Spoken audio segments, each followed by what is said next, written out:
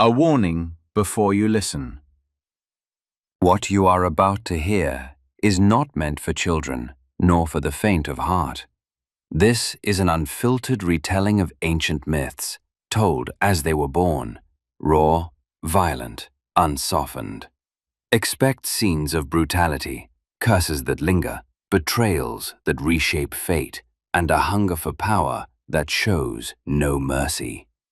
These myths were never meant to lull children to sleep.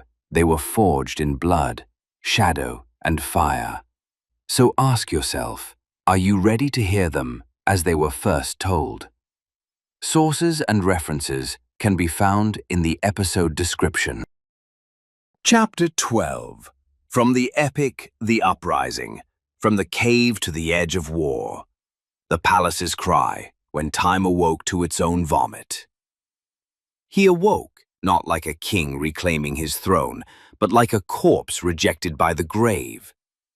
Cronus opened his eyes and saw that the darkness wasn't surrounding him. It was leaking from within.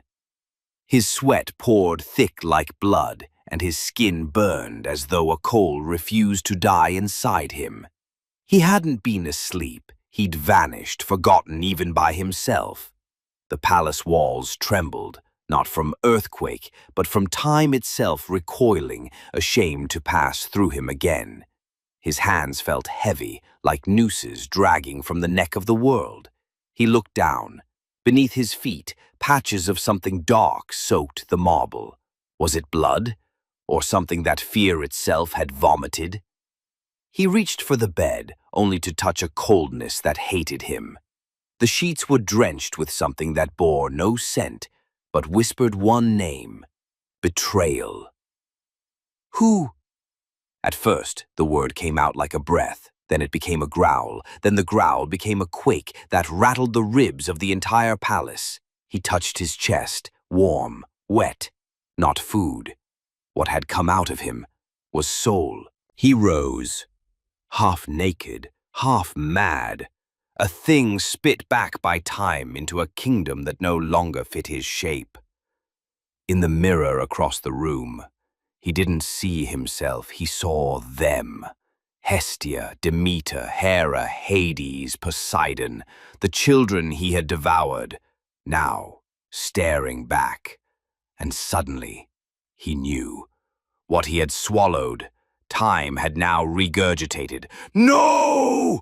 He roared, veins burst, mirrors cracked, the stones themselves trembled, as if guilt had finally woken inside them. Who freed them? Who dragged death out of my gut? Who shattered the eternity I carved with my own hands? He moved. Every step pounded nails into the coffin of his reign. Every breath was the cough of a corpse refusing its own burial. Then he remembered. Rhea. That face, the face that does not cry but betrays. Was it her? Did she slip thunder into my throat while I slept? Is Zeus alive? Was I the prey all along? Was the king the sacrifice? Is Uranus laughing at me from his grave? He collapsed, fist to the ground. The floor cracked beneath him, as if even the palace could no longer bear his weight. He roared again, but this time it wasn't the voice of a man, nor a god, nor a beast. It was the voice of a dying civilization, gasping for someone, anyone, to write its obituary. Then he lifted his head, eyes raining sparks, lips stained with a bitterness no ocean could wash. His whole body poured sweat, not of effort, but of curse. I am not Uranus. I am the one who severed the sky. I am the one who strangled time until it begged to serve. If Zeus still breathes, I will carve lightning from his chest, tear the clouds with my teeth, and shove this world back into the womb of darkness. He walked through the palace. Not a single curtain dared brush his skin. The air itself recoiled as he passed. The drapes now looked like shrouds. Nothing is born without my will, and nothing dies unless it dies by my hand. But the walls, they whispered, not in voices but in cracks. Your time is over. even if you are not.